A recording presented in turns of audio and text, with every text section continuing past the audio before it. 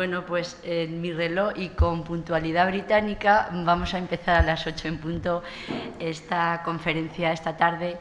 En primer lugar, daos las gracias porque, bueno, pues ver esta sala de la Casa Malpica otra vez llena y con absoluta normalidad después de, bueno, pues del proceso que todos sabemos y que hemos pasado, pues la verdad es que alegra mucho y bueno, pues da muchas esperanzas de que todo va a ir fenomenal y que la normalidad ya ha llegado a nuestras vidas.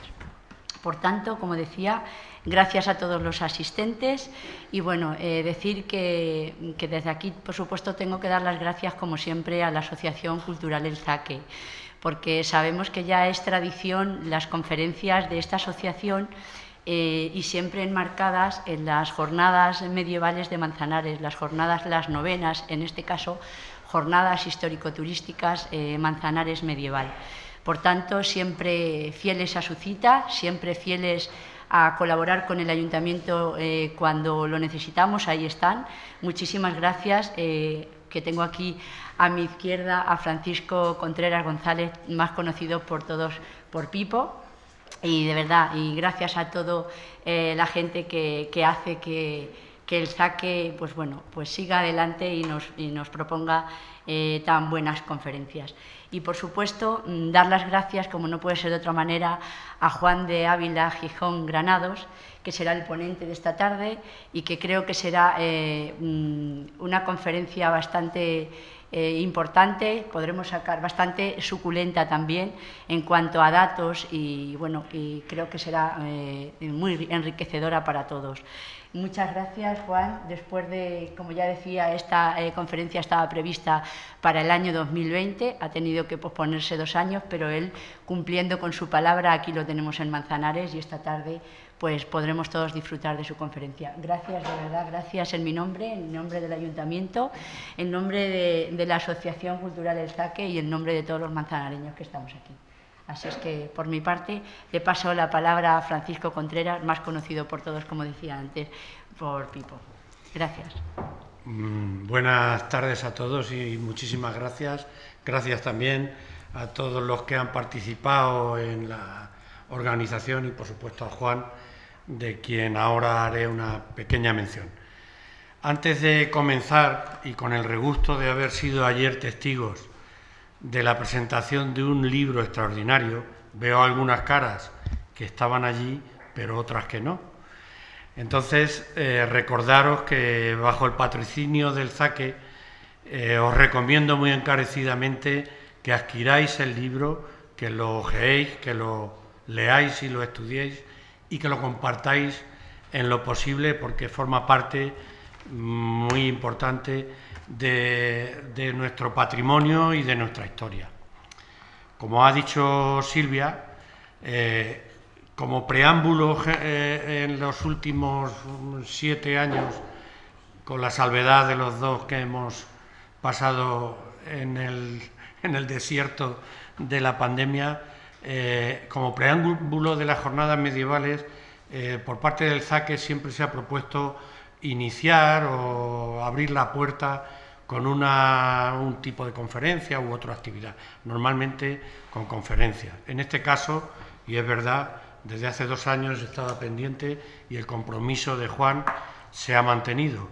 El título de la conferencia es La torre, el castillo y el lugar de Manzanares en el campo de Calatrava. Yo no soy, ni tengo capacidad, ni aunque soy un aficionado, pero estoy absolutamente convencido del meollo y de la importancia de lo que nos va a contar Juan. Juan es licenciado en Historia por la Universidad de Castilla-La Mancha, diplomado en Estudios Avanzados por el Departamento de Historia Moderna de la Universidad Complutense y en esa misma universidad se doctoró en Historia con sobresaliente cum laude por unanimidad en noviembre del 2008. Desde sus tiempos de estudiante, Juan de Ávila ha participado en varios proyectos de investigación y ha colaborado en asuntos como en la edición y maquetación de libros de texto, tanto para alumnos como para profesores, y en el asesoramiento histórico de edición de novelas juveniles. Ha sido profesor visitante en el Instituto de Historia del CSIC y en los últimos más de 24 años ya, 24 cursos, es profesor de secundaria en la Comunidad Madrileña. Ha participado y ha publicado más de medio centenar de títulos, entre artículos, participaciones en congresos, monografías en trabajos de investigación, y en los últimos meses se ha convertido en un colaborador habitual de la revista Siembra, de la que estoy viendo a algunos de esa misma categoría entre el público. Cabe destacar en su labor como investigador los trabajos sobre las órdenes militares y la arquitectura militar, que dieron lugar a la publicación en el año 2003 de otro de los libros fundamentales sobre la historia del castillo y sobre la sociedad manzanareña en el siglo XVIII, que es el estudio sobre arqueología moderna en el castillo de Manzanares.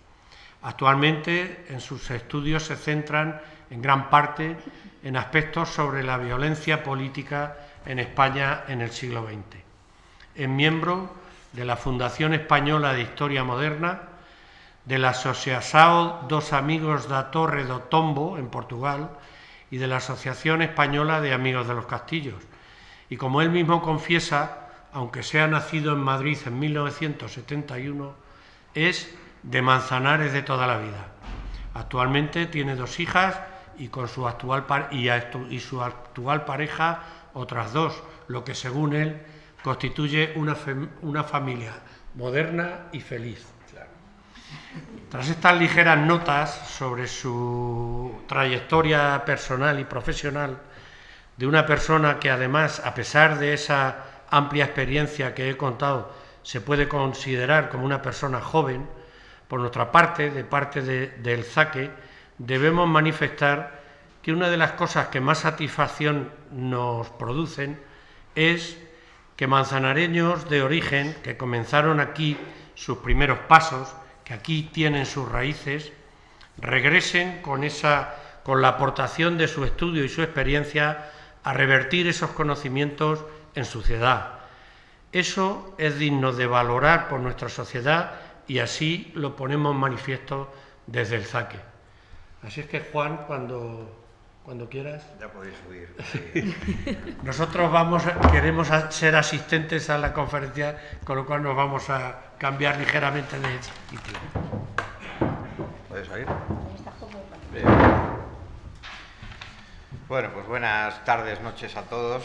Evidentemente tengo que dar las gracias a la organización, a las autoridades locales aquí presentes y a todos los presentes, que veo que está lleno el salón, y en una conferencia de historia pues es casi una novedad, ¿no?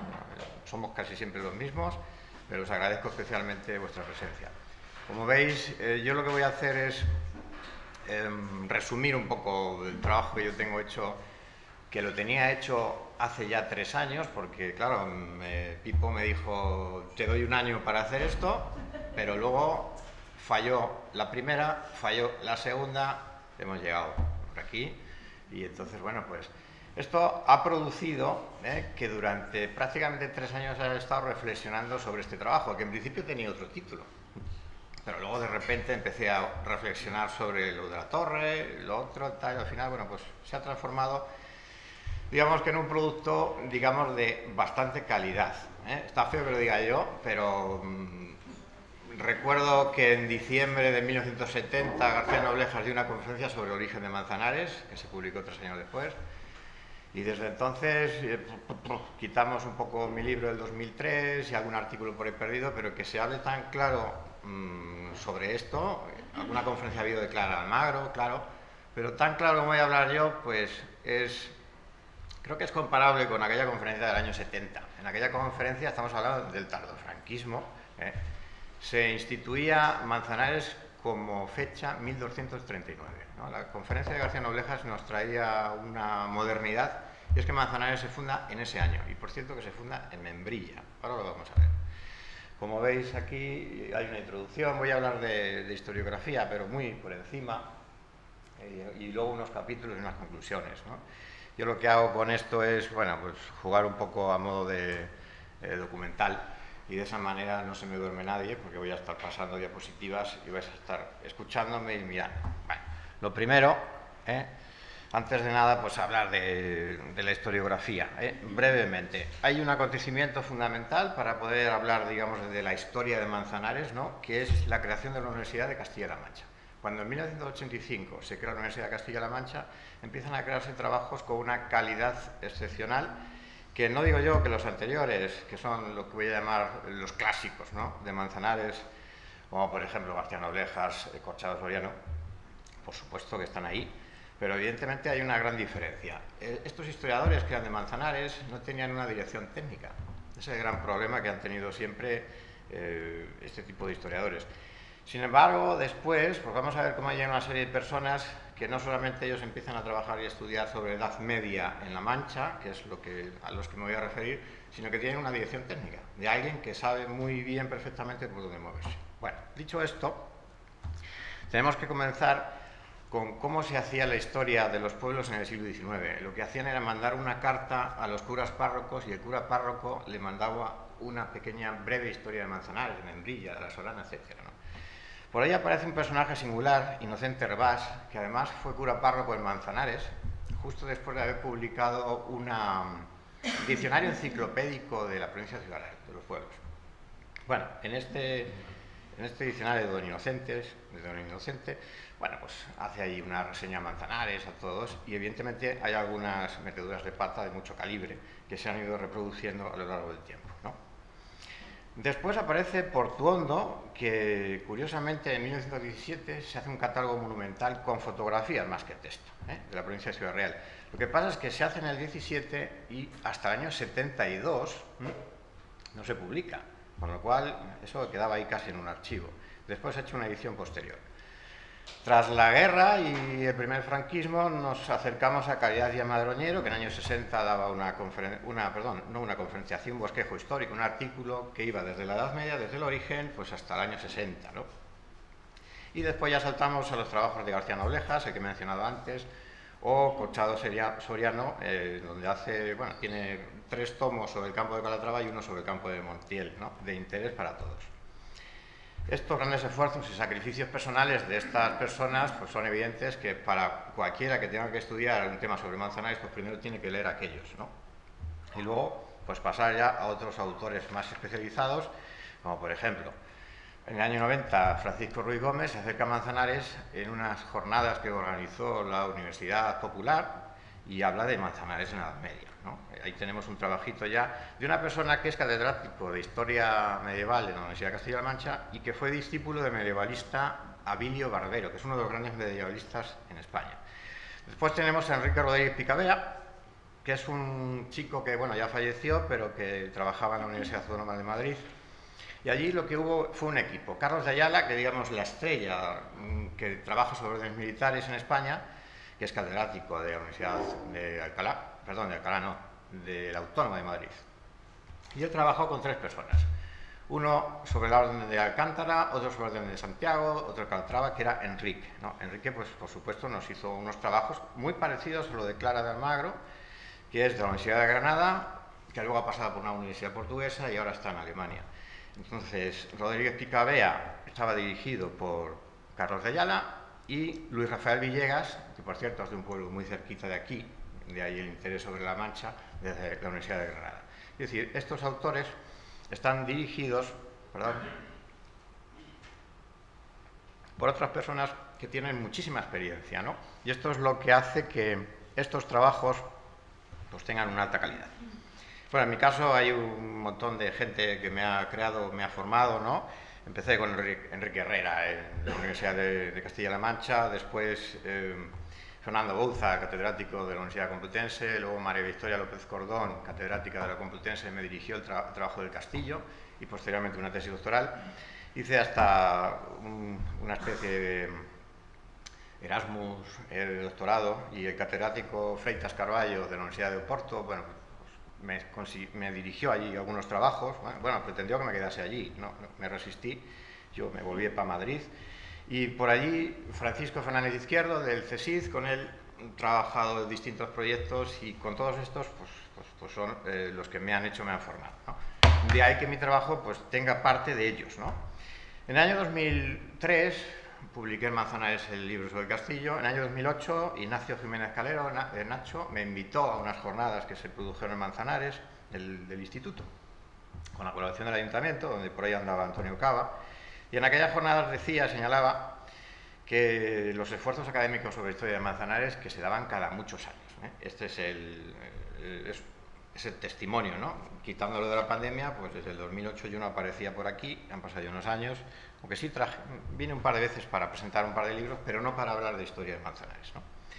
Entonces yo animo a las jornadas medievales de Manzanares, tanto la Asociación El Zaque como el Ayuntamiento, para que todos los años, continuamente, pues haya siempre alguna jornada, algún conferenciante que nos traiga pues estos temas, en donde en mi caso, bueno, sigo trabajando sobre órdenes militares, de vez en cuando publico algo, y sobre violencia política en España o en Europa, que es un poco lo que estoy mirando ahora, pero no ha estado mal volverme un poco a mis orígenes y a ver esto de la torre y el castillo, que dice cosas diferentes a lo que yo publiqué, porque estaba equivocado en gran parte, ¿no? Entonces, como sigo vivo, pues sigo ahí, peleando por esto.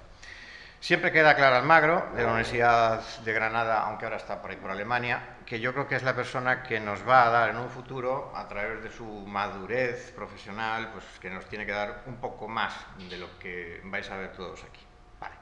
Bueno, pues con esto, que yo creo que, espero no haberos aburrido, echáis un vistazo a los antecedentes del solar. Voy a hablar de lo que había en Manzanares antes de que se creara Manzanares.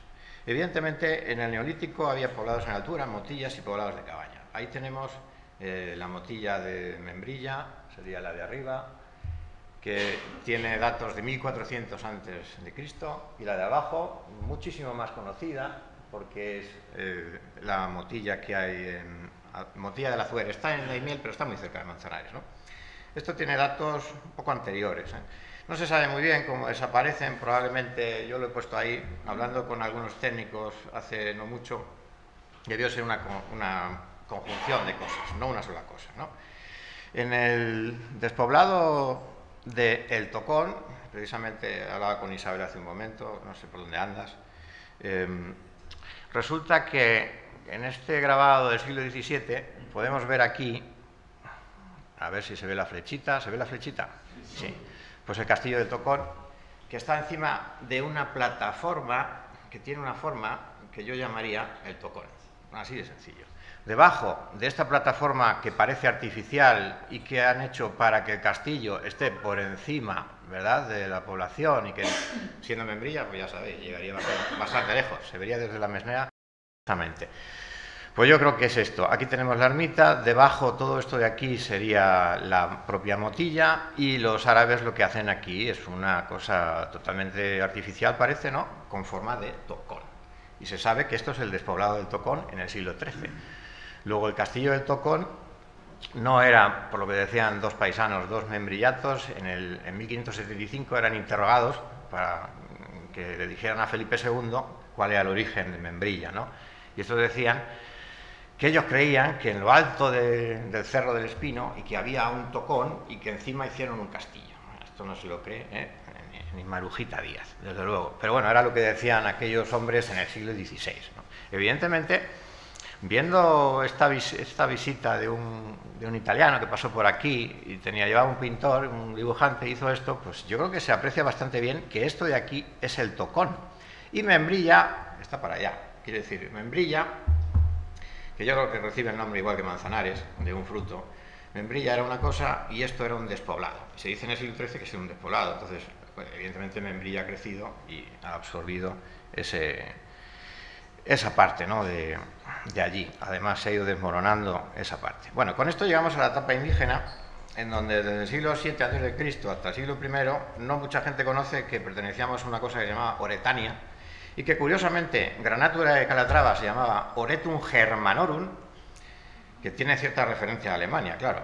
Gemela Germanorum era Almagro, y luego estaba también el poblado de Cerro de las Cabezas, de Valdepeñas, y también algo muy importante, la ciudad de Alhambra. Y ahora nos vamos a centrar en Alhambra un poquito más adelante.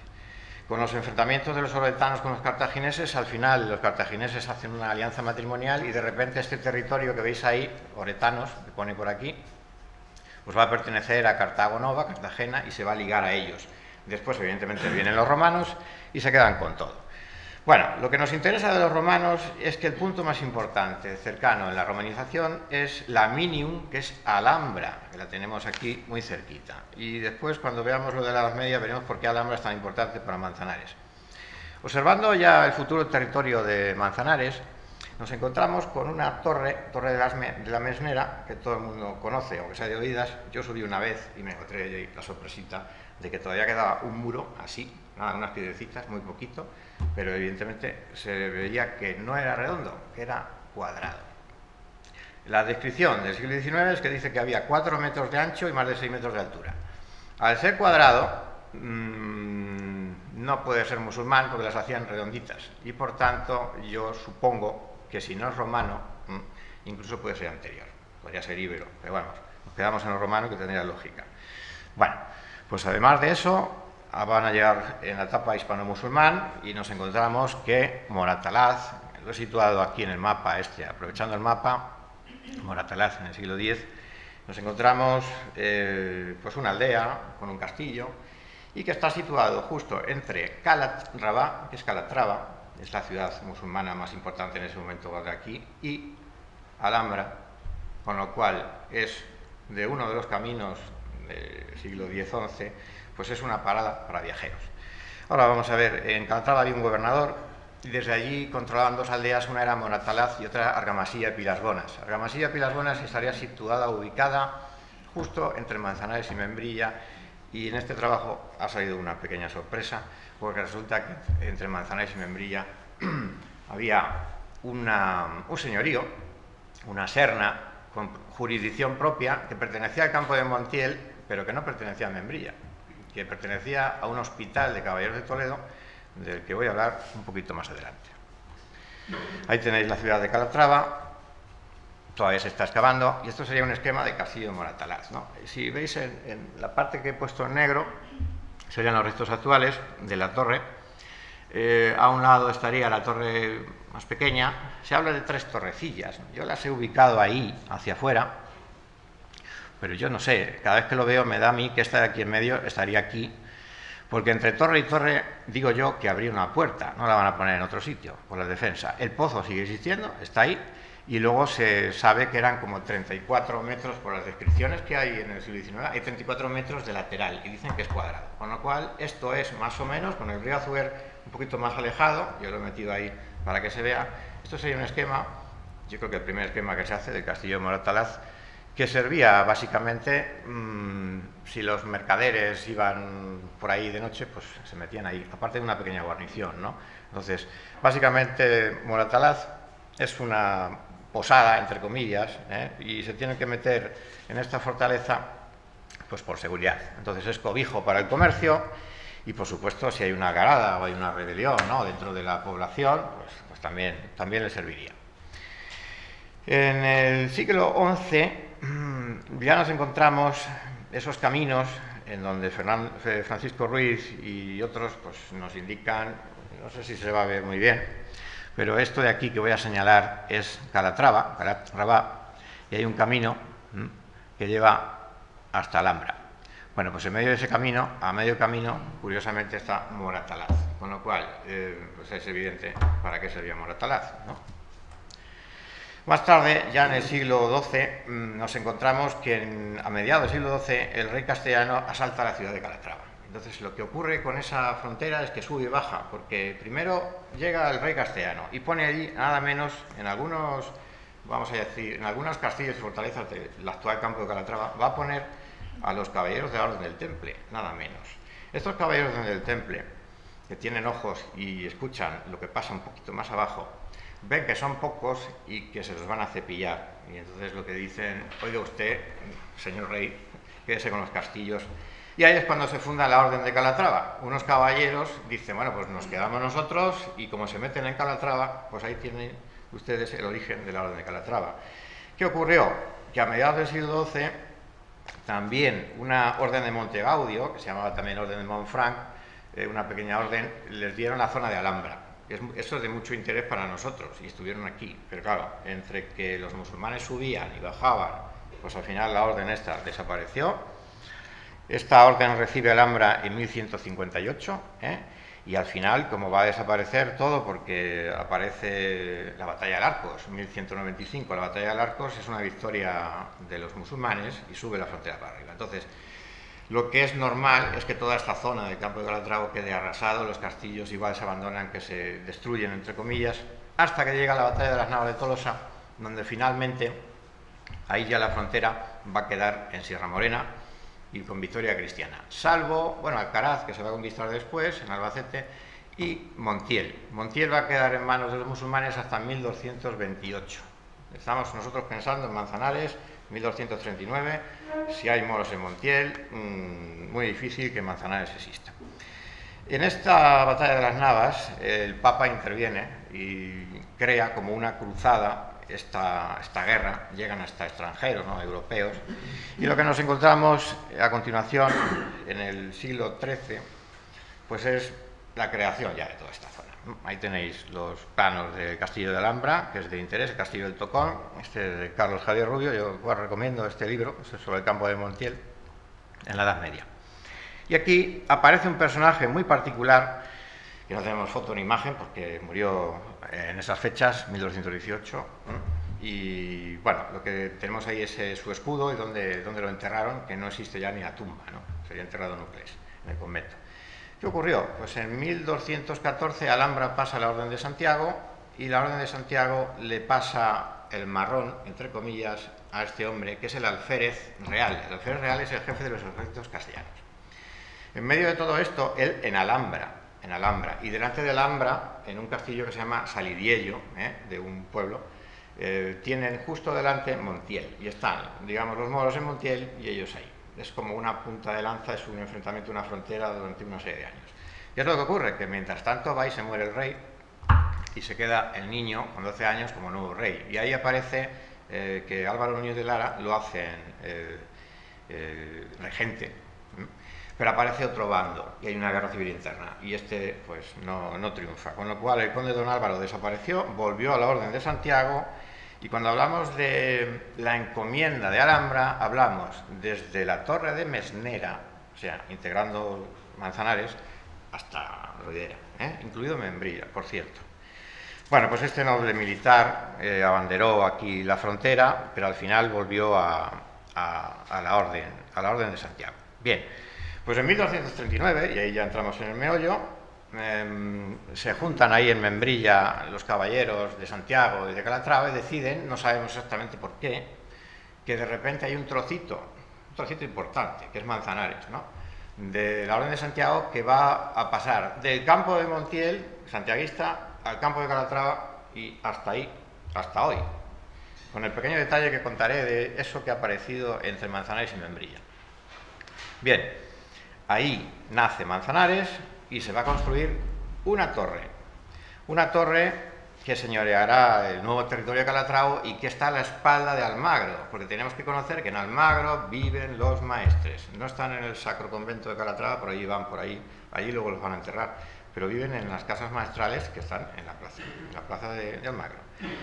Una torre que va a estar integrada en una red de castillos y que es el símbolo del poder señorial y va a tener tres características especiales. Esta torre tendrá un dominio fiscal, porque ya cobran impuestos de caza. Si los de Membrilla vienen aquí a cazar, tienen que pagar el diezmo. Y las ovejas que pasan tienen que pagar el portazo. Luego ya están cobrando dinero desde esa torre. Luego, evidentemente, tiene una función militar. Porque en 1239, pues, los musulmanes están todavía en lo que llamamos hoy España. En cualquier momento puede venir una cabalgata, ¿no? Y luego tiene una función residencial, porque ahí se va a situar el clavero de la orden. ¿Por qué el clavero? Pues porque lo dice el maestre, que es el que manda, y aquí lo que tenemos que explicar un poco quién es este hombre. Decía Rodríguez Picabia que había un triunvirato dentro de la Orden de Calatrava, y teníamos a tres personajes muy importantes. El maestre, por supuesto, que luego en tiempos de los reyes católicos queda descabezado, se hacen los reyes administradores perpetuos, desde entonces hasta hoy, es un título que tienen. El segundo personaje es el comendador mayor, que es el que dirige los ejércitos. Los ejércitos de Calatrava eran 300 caballeros en Castilla, 300 caballeros con su caballo y con sus armaduras, que iban a la guerra cuando el rey castellano los llamaba. Había otros 30 en Aragón. Y luego está el clavero, que es el que organiza todo lo que tiene que ver con el Sacro Convento de Calatrava, es el que organiza que aquello, pues eso, que tenga su vida propia. ¿Cómo se llega a maestre? Primero lo nombran clavero, después pasa a comendador mayor y luego pasa a maestre de la orden. Con lo cual, el que vive aquí en Manzanares durante la Edad Media no es un señor, no es el comendador de Manzanares, son dos, el clavero y el comendador de Manzanares. En principio, el que está en la torre es el clavero. Está clarísimo porque es al que le dan la jurisdicción, es decir, es el que está aquí controlándolo todo. Y luego más adelante, ahora lo vamos a ver, pues hubo pues algo, una situación especial por la que esa torre, que es la torre del homenaje del Castillo de Manzanares, pues de repente se amplió a lo bruto con el castillo actual, ¿no? Yo en mis estudios, que publiqué en el año 2003, yo pensaba que no era así, que se había puesto tan viejo el castillo, que habían tirado gran parte y que habían construido, como en el siglo XIV o algo así, o en el siglo XV, un nuevo castillo, salvo la torre que la habían conservado, ¿no? Algo así como la Giralda de Sevilla, ¿no? Que ya sabemos que procede de una mezquita. Bueno, pues estaba equivocado, porque no, es una torre exenta y cuando tienen más necesidad de almacenar grano, y eso significa que han traído población, y que ya hay población en Manzanares, porque en principio, cuando está la torre, no hay población en Manzanares. Esto es más o menos, debe ser 1239, que se construirá la torre pronto, y 1284, en donde ya sabemos que hay un comendador de Manzanares. Si tenemos un comendador y un clavero, el clavero ya sabemos lo que cobra. El comendador va a cobrar el diezmo de la agricultura. Luego, aquí ya necesitamos jornaleros, campesinos, y eso tiene que ser, yo calculo, pues finales del siglo XIII, yo calculo. Que luego más adelante, a mediados del siglo XIV, en 1350 por ahí, se consolida Manzanares con las murallas, ya es otra cosa, ya es otra cuestión, pero al principio éramos una simple torre, aquí perdida, ¿no? Se dice además claramente que no tenía término. Bueno, pues en esta zona de Manzanares, ni la Orden de Montegaudio que citaba antes, ni el Conde, ni la Orden de Santiago, aquí nadie fundó ningún lugar. Quiero decir, Manzanares es ex novo, es una población nueva que aparece aquí al lado de una torre y que se coloca ahí, pues porque el maestre en su momento lo dijo. Bueno, las referencias que tenemos en ese momento, ¿qué había por ahí? Argamasía de Pilas Bonas, ¿no? Que tenemos ahí unos restos, ¿verdad?, del molino, de una ermita que hubo, justo al límite de Manzanares, pero lo que nos encontramos es que aquel yacimiento de origen cultural prerromano, bueno, no se volvió a repoblar porque quedó en el vértice, en el margen, era mojón entre Calatrava y Santiago. Pero la Orden de Santiago dio una serna, que es como una gran finca, justo ahí al hospital de los Caballeros de Toledo, con jurisdicción propia, quiere decir, ahí los que cobraban impuestos eran estos, los que están ahí arriba. Voy a señalar, el alcázar está ahí a la derecha, fácilmente visible, pues esto de aquí, esta mole, era el hospital. El hospital, que es del siglo XII, es una institución que tenía ahí unas huertas, y esas huertas eran de regadío, y resulta que en los siglos en los siglos XV y XVI tenemos referencias de que ahí había membrillos y manzanos, no digo más. En documentación del 18 se dice, del Molino de Santa Ana, dice, ubicado, dice, no paga diezmos ni a la Orden de Santiago, lo cual es mentira, porque el hospital de caballeros es de la Orden de Santiago, ni a la Orden de Calatrava, porque pertenecía a los caballeros de la ciudad de Toledo, que son los que cobran. Quiere decir que es como una pequeña encomienda, una finca ahí metida y que tiene que ver con, bueno, pues con la Reconquista, con la Edad Media, ¿no? ¿A qué se dedicaban estos hombres? Pues a curar los heridos de la Reconquista y de paso secuestraban moros y pedían rescate, igual que Cervantes en su momento, pero al revés, ¿no? Bueno, se dedicaban al rescate de cautivos también, ¿no? Bueno, la descripción de los bienes del hospital en 1478, ahí lo vemos con más claridad, por ahí se ve el caballo de Santiago, por ahí. Pues se dice que también tenían una huerta, aparte de esto de Membrilla, entre Manzanares y Membrilla, también en Montiel tenían la fuente del maguillo. El maguillo son estas manzanas silvestres. Y bueno, pues he calculado que más o menos, por lo que le cobraban en esas fechas, existían 1000 animales de labor en el campo de Montiel a finales de la Edad Media. Bueno, pues Moratalaz, que es la otra parte, hemos visto Argamasilla de Pilas Bonas, Moratalaz, de la que ya he hablado antes, por el castillo, es probablemente un intento de encomienda o algo así en la Edad Media cristiana, pero que con la crisis epidémica de mediados del siglo XIV pues quedaría despoblada o casi despoblada, ¿no? Porque Clara Almagro nos decía que había población musulmana dispersa por ahí, como granjas o casas. Yo no acabo de entender muy bien cómo cuadra esto de Moratalaz con la torre de Manzanares ahí, y Manzanares no tenía término, luego sí lo va a tener, porque Manzanares tenía una dehesa, la dehesa de Matamediana, y al no haber manzagatos, pues los que iban a cazar ahí eran membrillatos, que eran los que pagaban el diezmo al de la torre, que era el clavero. Bueno, pues en esos estudios de Clara Almagro se determina población musulmana, como digo, y yo espero y deseo que en un futuro pues esta mujer nos aclare un poco más todo aquello.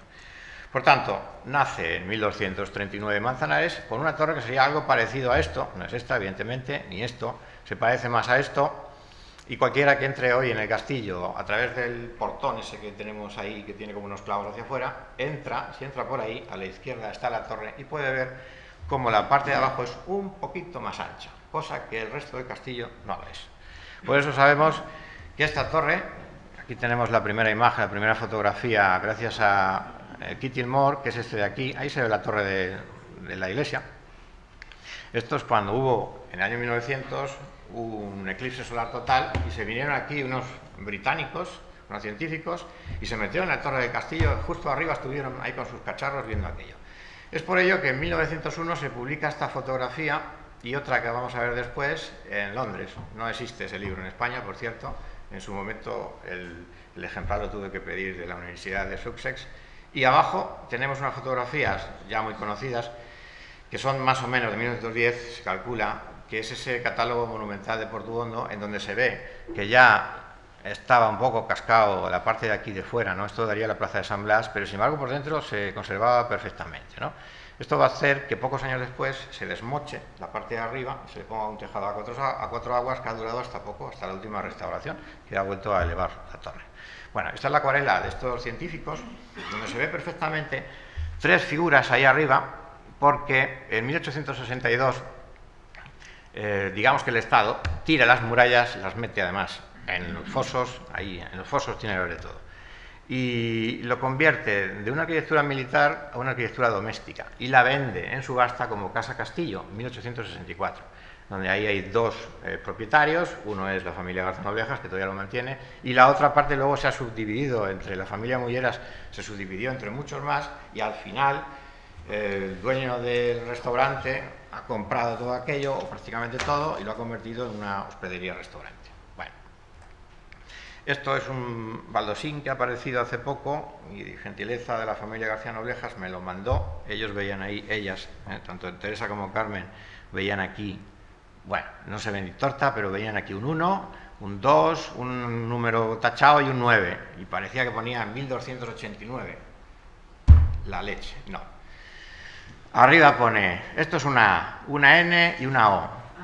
Ah, no. Bueno, año. Después tenemos un 1, un 6, una cosa que debe ser un 6 y un 7 clarísimo. 1667. Y luego abajo, aunque está muy borrado, AS, que será Antonio Sánchez o algo así, que será el albañil. Y esto está en el suelo de un granero que es una obra del siglo XVII. Es decir, esto no se ha hecho ahí, esto se ha metido en el horno y se ha conservado, aunque está en el suelo se ha conservado. Entonces me las prometía muy felices, porque ya pensaba yo, digo, mira, un baldosín de fundación. No, la historia no es así. Uno no entra en un archivo buscando un plano, no, el plano uno se lo encuentra. Yo un día me encontré el plano este del río Azuer. ¿Y dónde estaba? Pues al final de un tocho empecé a hacer así y dije, caramba, ni el propio Archivo Histórico Nacional sabía que existía ese plano. Lo microfilmé yo y a partir de ahí ya se ha conocido, lo han restaurado y ya el que quiera puede ir a pedirlo. Bueno, ahí tenemos el aspecto que tenía la torre, sería esto de aquí. Esto es, por la estrella, debe ser la Navidad de 1994, me jugaría el cuello cuando yo empezaba a estudiar. Y ahí se ve perfectamente en la esquina del castillo y luego pues todas las casas que había alrededor, adosadas, ¿no? Y que después veremos con más detalle. Bueno, tenemos noticias que en 1284, ahora vamos a hablar del plano, en 1284 ya existe un comendador de Manzanares, luego yo creo que ya existe en Castillo. No tenemos pruebas, ni un baldosín, puñetero baldosín, ¿verdad? Que nos podía haber dado, pero no, el baldosín es del siglo XVII. Y sobre 1350 ya se sabe, porque lo dice ahí, se dice que se hagan unas murallas tan anchas como los muros de Castillo. O sea que 1350 con toda seguridad existe. Yo calculo que será ahí, 1264, un poquito más. ¿Qué vemos ahí de importancia? Bueno, no se ve nada en principio, ¿no? Es un plano catastral antiguo. Se veía aquí como una quilla, ¿eh? Yo, hablando con Jesús Espino Nuño en aquellos años 90, yo decía, pero vamos a ver, esto de la manzana del Castillo Manzanares, que tiene aquí forma de quilla, que es como un barco, no, ¿qué va? Esto era, no recuerdo con qué comerciaban, pero vamos, era un almacén de algo, ¿no? No, de lejía, sí señor. Sí, había aquí una carpintería, garajes, almacén de lejías, todo esto. Bueno, pues el castillo es esto, donde yo estoy señalando hasta aquí, que es un cuadrado, hasta aquí, y luego aquí está la torre. Lo vamos a ver en la siguiente imagen, porque he pinchado lo que sería la liza. La liza es un espacio vacío, que está entre la torre que está aquí, el castillo cuadrado, y luego fuera, a partir de la liza, a partir de esto, que sería un muro de una altura también con almenas, lo que tenemos es, lo que se va a ver a continuación, que es el foso. De tal forma que el yacimiento arqueológico que se puede ver ahí da a la plaza de San Blas, lo que sería la plaza de San Blas sería foso, ahí hay todo enterrado. Bueno, alguien sacó de allí unas basas en los años 80 como motivo de unas obras, y esas basas andan por ahí, por el castillo, dando vueltas, ¿no? Y eso pertenecía probablemente a unas basas que había aquí en este patio que bueno, fue destruido justo después de la Guerra Civil, ¿no? Ahí se puede observar cómo ahí estaba la torre, ¿eh? Y este era todo un lateral del muro. Aquí donde está el árbol sería la liza, y un poquito más hacia afuera, coincidiendo un poco con los muros interiores de este garaje, pues estaría lo que ya evidentemente no existía, que era un muro almenado, y a partir de ahí el foso hacia afuera. Bueno, luego quedó restaurado y todo el mundo puede ir a comer allí. Lo que digo del foso y de la liza es un espacio vacío, tenemos la barbacana y foso que va junto, porque si hay un foso nadie puede pasar a caballo, ¿no? A no ser que baje el puente levadizo. Y lo que tenemos aquí pues es la parte ya más alta del castillo. Esto es un poco la defensa, se llama defensa pasiva, ¿no?, de lo que sería el castillo. Bueno, hay un montón de cosas que no os voy a contar, porque yo esto luego lo voy a subir a mi página web, que es www.juangijón.com, no hay publicidad, es gratis, y quien quiera, pues yo creo que voy a subir un PDF, y que tenga interés pues lo va a poder leer entero, porque no quiero yo que nos den aquí las 9 de la noche. Decía que Manzanares está ligada a la clavería, y la clavería va a estar junto con, es un señorío, y va a estar junto con el comendador de Manzanares. El comendador de Manzanares cobra unos impuestos aquí, y el clavero cobra otros, y entre dos conviven. Y esto hace que en el castillo de Manzanares, en la Edad Media, había dos caballeros, dos señores, y uno de ellos mucho más importante. Evidentemente, bueno, la complejidad del castillo de Manzanares se resume en que había esa primera muralla con un puente levadizo, que luego al final ese puente levadizo, como en 1555 se estrelló, justo el comendador pasaba a caballo por ahí y se cayó al foso, estaba podrido, hicieron un solo ojo, ya de cal y canto, ¿no? Entonces este puente pasó de ser levadizo a fijo. Luego hicieron por aquí otra puerta, porque entraban directamente aquí, que es la parte, digamos, la casa, ¿no?, que se llamaba, por cierto, en el siglo XV, la casa del clavero, ¿no? ¿Por qué? Porque ahí vivía el clavero. Ahí hay una serie de arcadas con los escudos, y luego en el centro había una mazmorra que era como un pozo con una gran piedra arriba, y abajo como una botella, pues ahí es donde metían presos. Se sabe que hubo presos por deudas ahí. Había 3 patios, y lo que ocurrió en el siglo XVIII es que aquí, en toda esta zona de aquí, se hizo un pósito, un granero, que es donde ahora podéis ir a comer, que hay unas grandes columnas, y la parte de abajo son las columnas porque el grano va arriba, evidentemente, es una gran habitación arriba, y es un granero señorial porque lo hace un hijo de Felipe V, ¿no? Y entonces eso ya pues desnaturalizó, ya en el siglo XVIII desnaturalizó un poco lo que sería el castillo. Manzanares, cuando se funda... Bueno, se funda sobre 1239, ya sabemos, una torre, luego el castillo, y sobre 1350 se obliga a hacer un amurallamiento, que iría más o menos por ahí. Esas líneas rojas están claros, el callejón de la Hoz, todo el mundo lo conoce. Luego yo dudo si realmente desde aquí, que había una puerta, el cierre era por aquí o era por aquí. Está claro que el castillo quedaba fuera, y la iglesia, en aquellos momentos, la primera iglesia de Altagracia, pues quedaba fuera, ¿no? En el convento que luego hubo, aquel convento del Carmen, y hoy es el Colegio San José, me parece, toda esa zona de ahí. Bueno, ahí tenéis la primera imagen, ¿no?, de la villa de Manzanares, 1616. Este es el plano ese que me encontré yo en el archivo. Es un trocito en donde, pues yo no sé si es la calle Mayorazgo, esta de aquí, o la calle de la Cárcel, será la calle de la Cárcel, y que lleva hacia el camino de Almagro, ¿no? Y ahí se veía un rollo que apareció, que no teníamos imagen de él, un rollo de justicia, que bueno, pues bienvenido, ahí tenemos la imagen. En su evolución, tenemos que decir por qué añado y señalo que la torre del homenaje de Manzanares era aquella torre. Primero, porque es el lugar más alto y no la van a poner en otro lugar, ¿no? Segundo, tiene un tapial distinto. Cuando unos inspectores en el siglo XVI de la Orden de Calatrava describen el castillo, dicen que la torre del homenaje tiene un tapial más antiguo, una tapillería más antigua. Tiene distinta orientación en el plano, con lo cual es evidente que no cuadra. Y luego además tiene un talud, que es esa pequeña ensanchamiento que cualquiera puede ir a verlo, ¿no? Entonces, yo creo que queda claro, en este caso, que la torre estaba aislada, que después, en un intento de sacar dinero de aquí, ¿no?, pues que trajeron población y entonces necesitaban almacenes e hicieron el castillo, ¿no? Eso a finales del siglo XIII. Y luego además, cuando lo amurallan, que es mediados del siglo XIV, pues ya consolidan Manzanares como un auténtico lugar que entre 1502 y 1509 sufre langosta, epidemias y no sé qué más. Es decir, es un desastre. Pasamos de ser 1.200 habitantes a 500 en muy pocos años. Y me da a mí que cuando en 1512 se declara Villa Manzanares es para dotarla, aparte de dotarla de juzgados, para darle un poquito de ímpetu, porque aquello había ido hacia abajo. Y ahí es donde terminaba mi trabajo, porque yo empiezo en 1269 y acabo en 1512. Entonces, todo lo que va a pasar aquí, dentro de lo que es Manzanares, tiene todo que ver con el clavero, que va a estar aquí, con un comendador que aparece, y realmente, cuando yo buscaba comendadores de Manzanares, pues que yo creo que encontré como 8 o algo así. Al final del trabajo tengo una relación. Sin embargo, había 22 claveros. Y esos claveros estaban siempre aquí.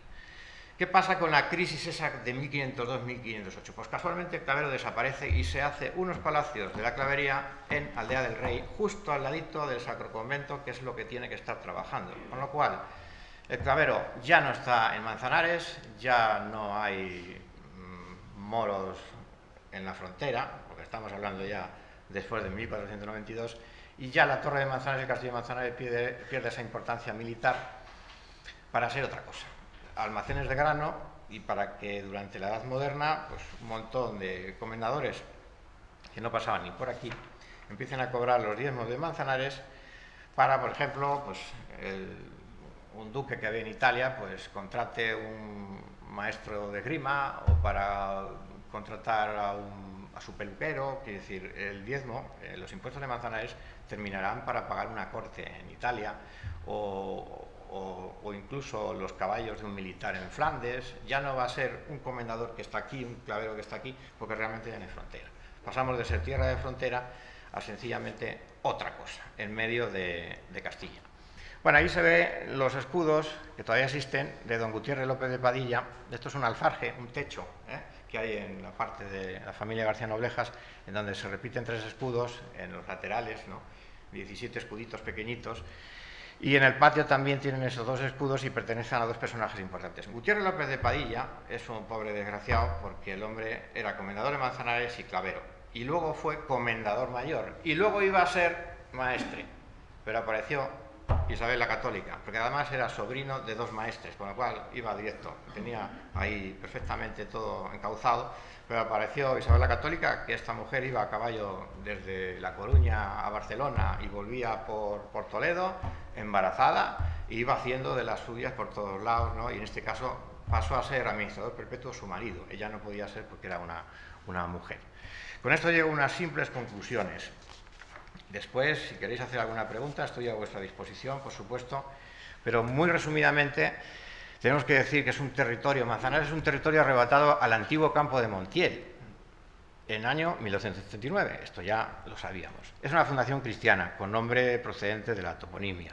Manzanares, campo de Manzanares, ¿qué había por aquí? Cuando llegan a Membrilla y ven aquello debajo del castillo, dice el Tocón, pues ya está, el castillo del Tocón. Manzanares, había manzanos o Manzanares, Membrilla, me puedo imaginar por qué se llama Membrilla. Aunque Isabel Villalta tiene otras teorías, pero yo lo de Membrilla, aunque suena Membrilla, suena Membrilla, pero es que Membrilla sería el Tocón y no Membrilla. Entonces, cualquier teoría puede ser válida, yo me inclino más, pues porque la única de esa que había en Manzanares le pusieron Matamediana. ¿Por qué Matamediana? Por lo que se veía ahí. Si es que sería un poco como Siles, ¿no? Algo parecido a Siles, ¿no? No tendría más. Tendríamos un tipo de vegetación de Mediterráneo interior. La construcción de la Torre de Manzanares es un refuerzo de la Villa de Almagro y tiene unas capacidades militares, fiscales desde el principio, porque están cobrando, y residencial. Ahí vive alguien, no solamente un soldadito, sino que ahí encerradito hay alguien que desde lejos ve. Y además también se comunican, con fuego de noche, con humo de día y con espejitos. Hay una relación que vienen los moros, y eso era algo normal en un sitio de frontera. Porque como era tierra de frontera, los manzagatos, si venían los otros, los del sur, tenían el privilegio de meterse dentro del castillo, en ese sitio justo entre la Barbacana y el castillo, o sea, una especie de cinturón defensivo. También los manzagatos estaban obligados a arreglar las almenas y a limpiar el foso, como una cosa señorial, ¿no? Por supuesto, a ir a la guerra, ¿no? Con las famosas partidas de caballeros calatravos. Responsable de la jurisdicción, el clavero. La clavería está vinculada a Manzanares justo hasta esa crisis de las que he mencionado antes, justo al inicio del siglo XVI, con lo cual el clavero de aquí ya desaparece y va a estar en los palacios de clavería en Aldea del Rey. Y la fortaleza de Manzanares pues, se crea a partir de esa torre del clavero, que es su torre del homenaje. Y aquí yo creo que queda claro, ¿no? Estaba aislada y sin población al principio, fue construida por el maestre, en teoría lo construyen los maestres. Lo que hacen los maestres normalmente es ocupar otros edificios, no construyen. Pero bueno, en este caso, por algo lo construyen. Y luego un clavero y un comendador debieron construir el castillo, de esto no tenemos ni idea y espero que antes o después nos enteremos de algo. Esto conllevó la primera población de Manzanares. Y nada más, muchas gracias.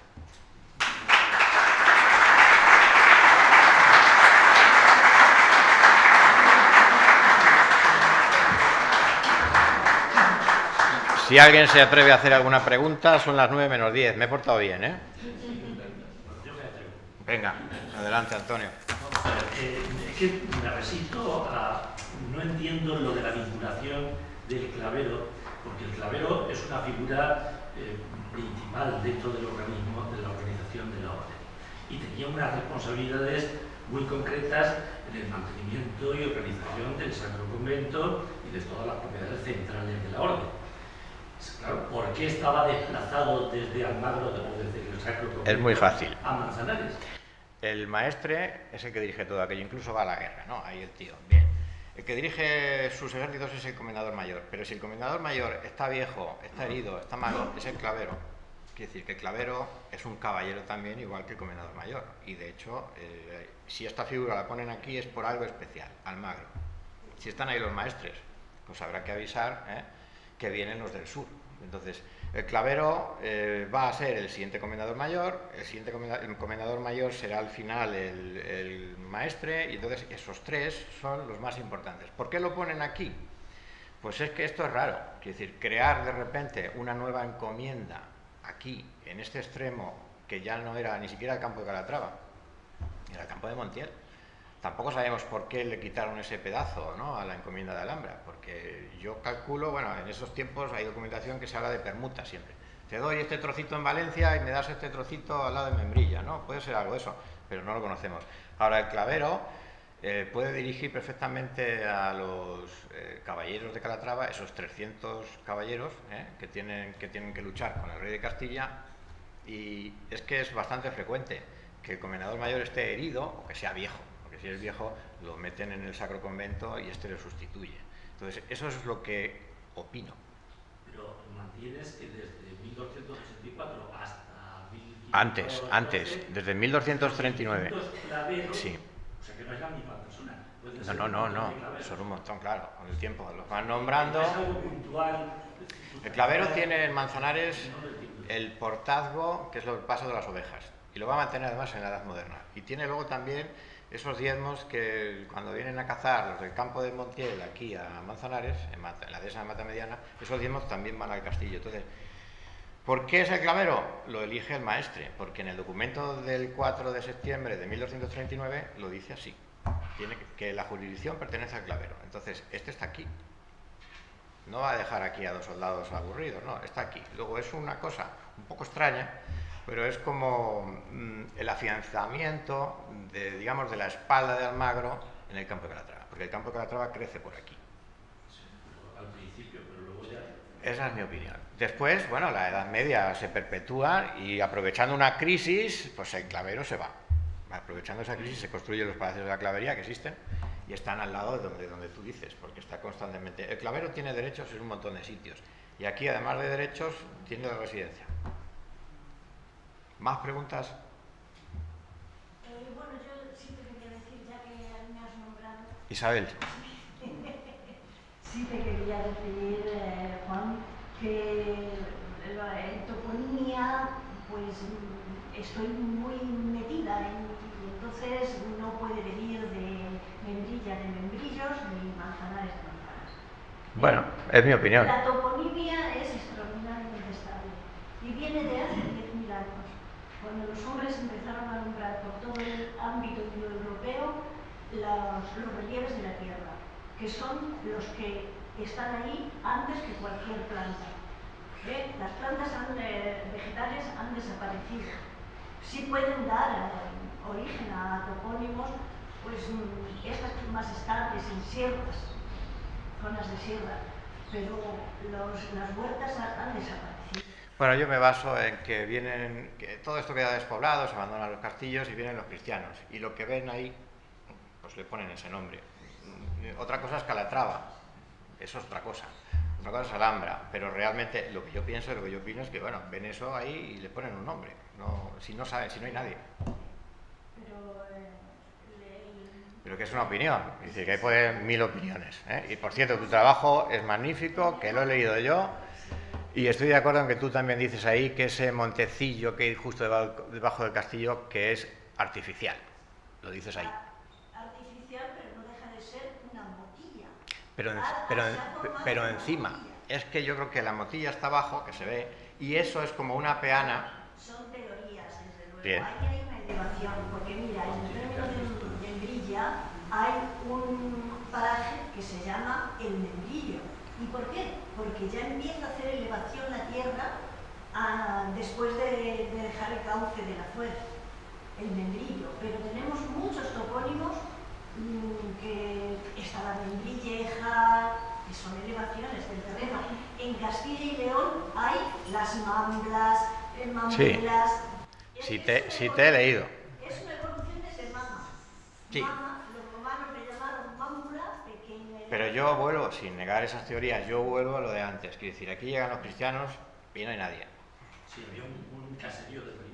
Bueno, el Mansilnar, no, ahí no vamos a entrar ni en lo de, ¿cómo se llama lo de Membrilla? Lo de Marmaria, tampoco. Si eso es una cosa de Inocente Herbás, ¿no? Que de repente... Sí, no, pero se llamaba Bueno, Marmaria también. Bueno, es lo que dice Inocente Herbás. Hay un punto aquí y otro aquí, que creo que era Jaén, y en medio había una ciudad que se llama Marmaria. Y como Membrilla empieza por M, pues Inocente Herbás dice, pues esto es Marmaria. Yo creo que no. Pero bueno, no nos vamos a enfangar en eso. ¿Alguna preguntilla más? Venga. Una pregunta. Carlos. Sí, vale. La concesión de Villa fue en 1512 de Manzanares. ¿Cómo lo puedes datar tan exacto? Porque lo vi. Te lo explico. Lo vi, no estaba allí, pero lo vi. Trabajando en los años 90 en el Archivo General del Palacio en Madrid, en un archivo de un infante, que, bueno, ahora lo han catalogado. El archivo es del infante Antonio Pascual. Por entonces no existía, eran un montón de cajas en una habitación. Entonces yo trabajé con el que hoy es el presidente, no, ¿cómo se dice? El jefe del archivo. El director, antes era el segundo, era el subdirector, y me permitía ver la documentación y ahí aparecía una memoria del siglo XVIII del archivo de la encomienda de Manzanares, que estaba en el castillo, que ya no existe, claro. Y ahí había pues una redacción de documentos. Y ponía en uno de ellos, documento de la concesión de Villa Manzanares 1512. Se sabía que eran tiempos de los Reyes Católicos porque en alguno de estos libros antiguos lo ponía, que eran tiempos de los Reyes Católicos, pero yo me encontré la fecha exacta. Y eso ahora se puede consultar porque está catalogado, ya se puede ir allí. En su momento yo trabajaba pues de aquella manera. Me parece un poco tardío porque, por ejemplo, nosotros en Solana no hemos sido capaces de encontrar la fecha del Villar. La podemos acotar entre 1468 y 1477. Yo si recuerdas... Hay mucha Sí. confusión porque luego mucha gente dice que 1560 es cuando se la retira Felipe II y se la vuelve a dar. Y es que el señor de Villa no tiene jurisdicción, no tiene sacales ordinarios, no tiene justicia. Lo que marca Porque dependíamos de Almagro. entonces no había que hablar de eso, no había alcaldes ordinarios, no había justicia propia. No, a ver, lo que yo creo que no había eran juzgados, que es lo que dota, lo que tienes. Si eres Villa, juzgados. Yo ya no soy especialista ya en derecho y nada de eso. Entonces, en aquel momento, igual que hoy los de Membrilla y la Solana tienen los juzgados en Manzanares, que es cabeza de partido, pues en aquel momento Manzanares dependía de Almagro. Es lo que, vamos, yo creo que es así. ¿Y por qué 1512? Pues lo decía antes, hay una época de crisis y quieren empujar un poco a Manzanares hacia arriba y de repente le conceden esto. Pero no, ya te digo que tampoco es un detalle. No he entrado yo... Lo consigue, no sé si fue en 1200, 1300 y poco. Pueblos que son muy poco importantes, el Villar era algo básico, los pueblos peleaban por él. Argubillas Bueno, tuvo que pagar y lo consiguió muy tarde. sí, Tomelloso se empobreció. Y tuvo que pagar una pasta, sí. Una pasta. Y en cambio un pueblo como Manzanares tan tarde, Es que los villados sí. se volvían a... Es que Manzanares somos raros, nosotros somos raros, porque salimos ahí del campo de Montiel y nunca fuimos montieleños y de repente somos ahí un trocito a la espalda y ya se dan cuenta y dicen, vamos a hacerle Villa, ¿no? Para que tengan un poco de importancia, porque íbamos para abajo, ¿no? Hay distintas crisis. Entonces, ¿por qué se refuerza tanto esto? ¿Por qué los maestros refuerzan tanto Manzanares? ¿Quieren que sea un asentamiento fuerte? Pues yo creo que la clave es Almagro, que está aquí al lado, estamos a la espalda. Una vez que ya llegamos a la Edad Moderna, bueno, ya es el interior de España, el interior de Castilla, es otra historia. Pero vamos, 1512 porque está ahí, está el documento que lo dice. Que puede ser un error de transcripción, me extraña, porque había bastante detalle, ¿no? Había mucho pleito de, pues esto, de aberturas, de... ¿cómo se llama?, de Moratalaz, entre Valdepeñas, Manzanares, había muchos pleitos de estos, ganados, y por eso estaban ahí en ese archivo. Y bueno, yo creo que ese archivo desapareció, o con la llegada de los franceses, o luego con la guerra carlista. A lo largo del siglo XIX ese archivo desapareció, pero estaba ahí, dentro del castillo. Porque alcaldes, que es lo que conmemoramos con la jornada Sí. medievales, había desde el principio, o desde muy pronto... Pero eso no tiene nada que ver... Aparecen en el documento Sí. Sí, En 1352. Tenemos dos alcaldes, uno por los pecheros y el otro por la nobleza. Sí.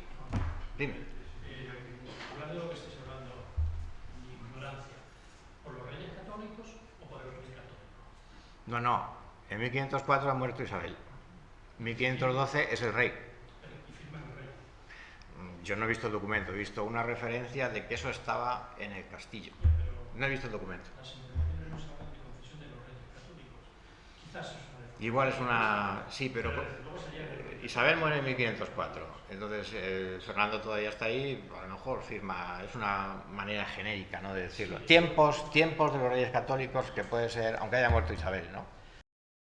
Puede ser. Entonces reinaba como el caballo de cisne. Sí, este hombre iba envenenando a su yerno y esas cosas que hacía. Pues como el tiempo de Roma, y tampoco... De hecho, se casó con ella porque el que se iba a casar con él en el viaje se murió también de repente. Apendicitis. Yo no sé qué bebió. Bueno, sí. Sí, no quería mencionar la bicha. Bueno. Sí, perdona. Por ahí al fondo. ¿Qué importancia o qué influencia puede tener en la elección del lugar donde se construye la torre el paso de las cañadas reales de Transhumante? Fundamental, porque como el clavero, que es el que le dan la jurisdicción para cobrar eso, pues va a cobrar el paso de las cañadas reales, precisamente, que es lo que interesa, y en la Edad Moderna todavía lo va a cobrar, ¿eh? Y luego cobra lo de la caza y ese diezmo. Pero yo creo que ya en el siglo XVI eso de la caza del diezmo de la dehesa de Matamediana se pierde. Si se lo agregan al comendador de Manzanares, bueno, pues es una cosa más, pero no tiene gran interés eso. Lo del paso de las cañadas, claro que tiene interés porque es mucho dinero. Mercancías me parece que también, ¿eh? No solamente ganado, mercancías. Entonces se puede decir que es anterior el paso de las cañadas. Sí. Ahí lo que pasa es que hay caminos, esto ya es meterse en berenjena, hay caminos medievales, como hemos visto ahí ese antes que iba de Calatrava a Alhambra pasando por Moratalaz, que luego no lo van a utilizar en el siglo XIII. Entonces las cañadas, los musulmanes también tienen ovejas, pero son distintos, se van. De hecho existen cañadas que se abandonan por otras, ¿no? Y las principales ya conoces, la soriana, ¿no? Todo esto, pues esas serían las que traerían más ovejas y eso es lo que le interesa en este caso al clavero, cobrar dinero. Y con ese dinero, pues está restaurando, llevando comida al convento del Sacro Convento de Calatrava la Nueva, que es de interés, porque él se dedica a eso. Pero también es una figura, es un caballero en la Edad Media. A partir luego ya del siglo XVI es una figura que cobra impuestos y vive de eso, y que lo mismo ni visita el Palacio de la Clavería, ni vive allí, vive en otros sitios. Si es puede ser un militar, por ejemplo, en Flandes, y está por ahí.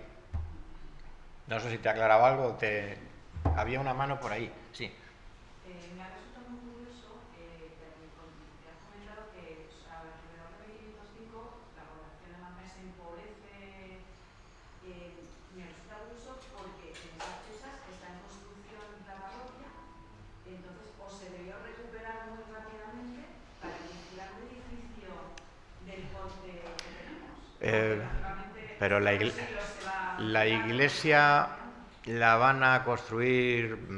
Ayer se publicaba un libro, espero no meter la pata, pero aquí siempre que hay que hacer, si aparece una grieta en la iglesia, siempre llaman a los que cobran impuestos en Manzanares, que son el clavero que cobra los suyos, que sería un porcentaje de la obra, va a pagar la obra, el comendador de Manzanares, que tendría un porcentaje mayor, el maestre, que también tiene por aquí alguna cosa que cobra, y luego, por supuesto, el arzobispado de Toledo, que está cobrando la tercia. Entonces, siempre que hay una obra nueva o que hay que hay que restaurar la torre, llaman a estos y en porcentajes diferentes tienen que pagar la obra, cosa que es muy problemática, porque si había una pequeña grieta, pasan 20 años, 30 años y al final la grieta hace que la iglesia se caiga.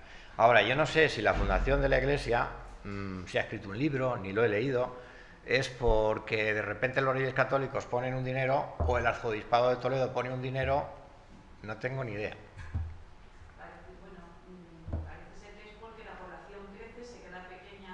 Sí. La iglesia primitiva y...